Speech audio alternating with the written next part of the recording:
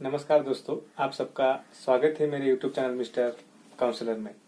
दोस्तों, आज हम बात करेंगे नई शिक्षा पॉलिसी 2020 की, नेशनल एजुकेशन पॉलिसी के नाम से जो गवर्नमेंट ऑफ इंडिया ने रिलीज किया है, उसके बारे में आज हम बात करने की कोशिश करेंगे।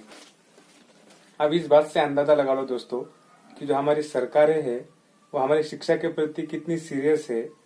इस बात से हमें अंदाजा लग जाएगा कि जो पहली एजुकेशन में रिफॉर्म आता है वो आता है 1968 को, उसके बाद आता है 1986 को, उसके बाद आता है 1992 को और उसके बाद आता है 2020 को।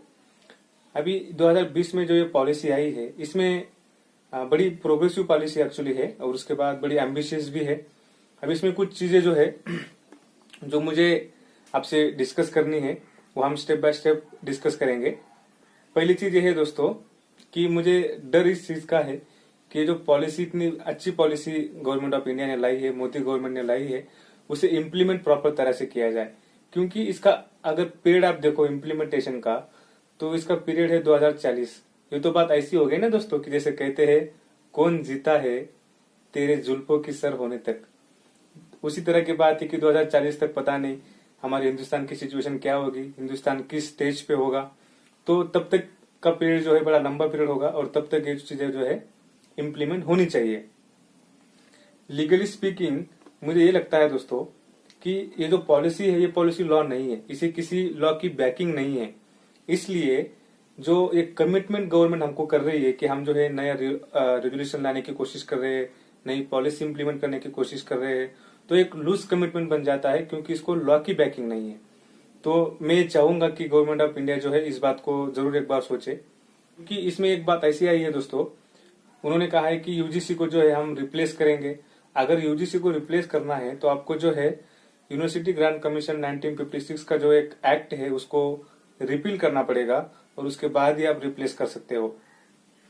क्योंकि अभी अगर देखा जाए दोस्तों तो एजुकेशन ये जो मैटर है, ये जो सब्जेक्ट है, ये कॉन्करेंट लिस्ट में आता है जो हमारे 7th schedule of the constitution में दिया गया है। का मतलब ये कि इसमें राज्य सरकार भी लॉ बना सकती है और केंद्र सरकार भी बना सकती है।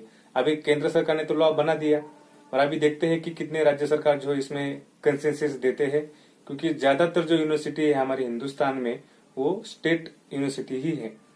अभी अगर ब्रॉडली हम देखें दोस्तों कि 1986 की जो एजुकेशन पॉलिसी थी और 2020 की जो पॉलिसी, इसमें अगर हम कंपेयर करें तो हमें कुछ चीजें जो है नजर में आती है।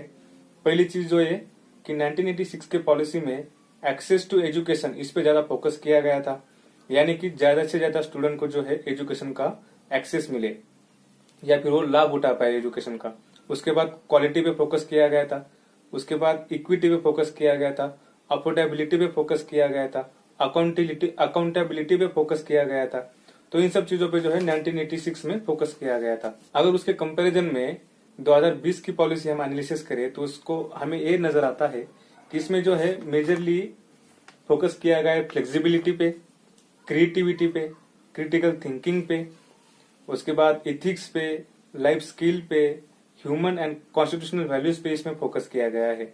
अब एक चीज जो मुझे इसमें आपसे डिस्कस करना चाहता हूँ वो ये दोस्तों कि क्रिटिकल थिंकिंग पे इस पॉलिसी में फोकस किया गया है। अभी एक बात मुझे समझ नहीं आती कि क्रिटिकल थिंकिंग जो है, आपको पता है दोस्तों, वो डेवलप होती है क्वेश्चनिंग से, क्वेश्चनिंग माइंड से डेवलप होती है, डिसेंट ओपिनियन से डेवलप होती है, चैलेंज करने से जो है क्रिटिकल थिंकिंग डेवलप होती है। तो फिर आप सोचो कि जिस तरह से हमारी सरकार जेएनयू के स्टूडेंट को ट्रीट करती है, जिस तरह से हमारी सरकार जामिया के स्टूडेंट को ट्रीट करती है उनके डिसेंट ओपिनियन के लिए, जिस तरह से हमारी सरकार एंटी सीएए प्रोटेस्टर जो थे उनको ट्रीट करती है, तो इससे नजर आता है कि सच में हम क्रिटिकल थिंकिंग पे कितना ध्यान देना चाहते हैं। इसके बाद इसमें दोस्तों बात आ गई कि कॉन्स्टिट्यूशनल वैल्यूज पे फोकस करने की बात आ गई। अगर कॉन्स्टिट्यूशनल वैल्यूज पे आपको फोकस करना है तो आप फंडामेंटल राइट या फिर फ्रीडम की बात क्यों नहीं करते? फ्रीडम पढ़ाने की बात इसमें कहीं नहीं आई है, राइट पढ़ाने की बात इसमें कहीं नहीं आई है। अक्सर ये देखा गया है दोस्तों, जो सत्तावादी सिस्टम होती है, जो हार्श गवर्नमेंट होती है, उनमें क्या होता है कि जो ड्यूटीज होती है उन पे ज्यादा फोकस किया जाता है। जो नागरिकों की ड्यूटीज होती है उसको पढ़ाने में या फिर उसको रिकॉग्नाइज करने में ज्यादा फोकस दिया जाता है। जैसे कि आप सिंपल सा एक एग्जांपल ले लो, जो हमारा हुकूक था, जो हमारा संविधान था, उसमें इनिशियली फंडामेंटल राइट ही दिए गए थे, ड्यूटीज नहीं दी गई थी। लेकिन कौन लाया उसे? इंदिरा गांधी जी ने लाई। इंदिरा गांधी जी ने जो है जो फंडामेंटल ड्यूटीज हमारे संविधान में लाया, तो उसमें जो है दोस्तों उन्होंने भी वो भी उनके लिए वो इतना इजी नहीं था, क्योंकि उन्होंने पार्ट 3 जो हमारे संविधान का है, फंडामेंटल राइट के साथ फंडामेंटल ड्यूटी वो नहीं ला पाई। उन्होंने जो है ड्यूटीज को अलग रखा, फंडामेंटल राइट को अलग रखा, यानी कि राइट जो है ड्यूटी के ऊपर रहेगा। उसके बाद उन्होंने कहा कि साहब हम जो है एजुकेशन को कमर्शलाइज होने नहीं देंगे, और 70 से ज्यादा जो हमारा एजुकेशन है, हायर एजुकेशन, वो प्राइवेट हैंड्स के हाथ में है दोस्तों। और दूसरी तरफ आप जो है प्राइवेटाइजेशन को बढ़ावा देते हुए दिखाई दे रहे हो, तो ये भी एक बात जो है हमें थोड़ी सोचने लायक बात है। उसके बाद इसमें एक जिक्र आ गया है कि मदर टंग को जो है प्राइमरी एजुकेशन पे जो है दिया जाएगा। ये अच्छी बात है। हमारे संविधान में भी आर्टिकल 350A में ये बात बताई गई है कि प्राइमरी एजुकेशन में जो है वो मदर टंग में ही होनी चाहिए। लेकिन इसी के साथ हमारे जस्टिस A.K. पटनायक का एक जजमेंट है सुप्रीम कोर्ट ऑफ इंडिया का, उन्होंने इसमें ये कहा है कि अगर कोई आदमी या फिर कोई स्टूडेंट जो है अगर जो प्राइमरी एजुकेशन है वो मदर टंग में नहीं चाहता है, तो आप उसे फोर्स नहीं कर सकते हो। यानी कि ये चॉइस की बात हो रही है दोस्तों, और यही एक खूबसूरती है हमारे संविधान की। यही एक मॉडर्न लिबरल डेमोक्रेटिक कंट्री की यही एक खूबी है कि इन डेमोक्रेटिक कंट्री में जो है चॉइस को प्रेफरेंस दिया जाता है। यूपीए के गवर्नमेंट में क्या हुआ था दोस्तों, उन्होंने right to education act pass किया था, लेकिन उस एक्ट में उन्होंने जो कवरेज दिया था राइट टू एजुकेशन का, वो 6 to 14 एज ग्रुप को ही दिया था।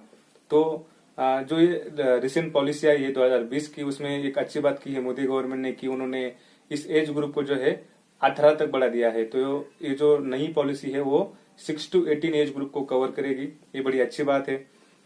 और अभी आगे एक बात आ गई, उन्होंने कहा कि जो जीडीपी है उसका 6% जो है हम एजुकेशन पे खर्च करेंगे। ये बड़ी अच्छी बात है, लेकिन मुझे थोड़ा सा डाउट इसलिए आता है दोस्तों क्योंकि हर बार जो हमारे इलेक्शन मैनिफेस्टो में अलग अलग पार्टी के जो मैनिफेस्टो होते हैं उनमें ये कहा जाता है कि एजुकेशन पे जो हम इतना इतना खर्च करेंगे, उतना खर्च करेंगे, लेकिन अभी तक कोई इम्प्लीमेंट नहीं कर पाया है। इसलिए मुझे थोड़ा सा डाउट है इस बात पे। लेकिन अगर कर पाए गवर्नमेंट तो इससे बढ़िया और कुछ हो ही नहीं सकता। उसके बाद सबसे अजीब चीज मुझे इस जो पॉलिसी में लगी, और मैं जरूर चाहता हूं कि इसके बारे में जो है जो स्क्रूटनी कमेटी होगी या फिर जो हमारे रिस्पॉन्सिबल ऑफिसर्स हो गए गवर्नमेंट के, जरूर सोचे। इसमें दोस्तों रिजर्वेशन की बात कहीं पे आई नहीं है। टीचर के लिए कोई रिजर्वेशन की बात नहीं है, स्टाफ के लिए कोई बात नहीं है, वहाँ के एम्प्लॉय के लिए कोई बात नहीं है, वहाँ के स्टूडेंट्स के लिए कोई रिजर्वेशन की बात इसमें नहीं की गई है।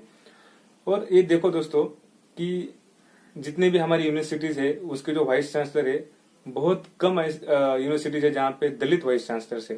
तो जो रिप्रेजेंटेशन की बात होती है, जो प्रतिनिधित्व की बात होती है, उस बात को बढ़ावा देने के लिए हमें जो है हमारी डाइवर्सिटी शो करने के लिए हमारी यूनिवर्सिटीज में जो है दलितों के लिए रिजर्वेशन ये जो है एक अफर्मेटिव एक्शन है, और ये अफर्मेटिव एक्शन जो है यूनिवर्सिटी में देना बहुत ज्यादा जरूरी है।